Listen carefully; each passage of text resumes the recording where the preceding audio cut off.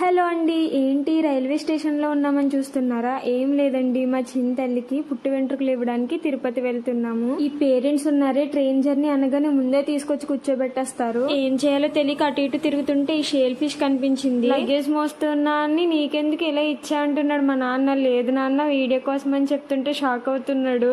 Train time అవుతుందని platform మీదకి అయితే వచ్చేసాము. ఫైనల్లీ ట్రైన్ అయితే వచ్చేసింది. ఎక్కి కూర్చొని ఎప్పుడు కదులుద్దురా బాబు అనే చూస్తున్నాను నేను. ఎవరి సీట్స్ లో వాళ్ళు సెటిల్ అయిపోయారు. ట్రైన్ కదలగానే హమ్మయ్యా అనిపించింది. ఈ సూర్యుడికి నేనంటే చాలా ఇష్టం. ఎప్పుడు విండో సీట్ లో కూర్చున్న పక్కనే వచ్చి కూర్చుంటాడు. స్టార్ట్ చేసింది. ట్రైన్ ఎక్కి 10 minutes కూడా అవ్వలేదు, అప్పుడే స్నాక్స్ తీసి అందరికి పంచి పెట్టడం మొదలు పెట్టింది మా చెల్లి. ఈ లోపల టీసీ గారు రావడం అయ్యింది, టికెట్స్ చెక్ చేసుకుని వెళ్ళడం అయ్యింది. మాటల్లోనే మన రాజమండ్రి గోదావరమ్మ కూడా వచ్చేసిందండోయ్.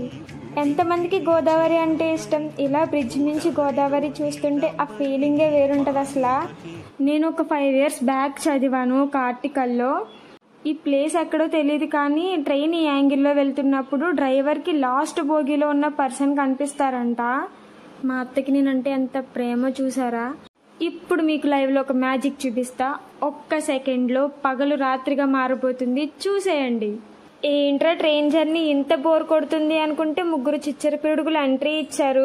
మామూలు యాక్టివ్ కాదు అసలు, హైపర్ యాక్టివ్ అన్నమాట. బోరింగ్ జర్నీ కాస్త ఎనర్జెటిక్ జర్నీగా మారిపోయింది. మా ధృతి కూడా వాళ్ళతో చేరిపోయి ఆ భోగి మొత్తం ఒక మోత మోగించేశారు. ఇంకా అలా అల్లరి చేస్తూనే ఉన్నారు. వాళ్ళు ఎప్పుడైతే దిగిపోయారో భోగి మొత్తం డల్ అయిపోయింది. మా ధృతిని పడుకోబెట్టడానికి చాలా ట్రై చేశాం కానీ అది అస్సలు పడుకునేదే కాదు. ఈ లోపల మా అత్త స్టార్ట్ చేసేసింది వడ్డించడం.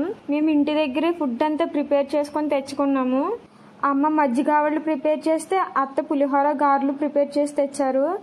బట్ వచ్చేటప్పుడు బయట ఫుడ్డే తినాలి, తప్పదు. అందరూ స్లీప్ వేయడానికి రెడీ అయిపోయారు. నేను ఆ కృష్ణమ్మని చందమామని చూస్తూ పడుకుంటే వెంకటేశ్వర స్వామి లెగ్గు పడుకుంది చాలు తిరుపతి వచ్చావు నా దగ్గరికి రా అని లేపేశారు. ఫైనల్లీ వెంకటేశాయ మంగళం శ్రీ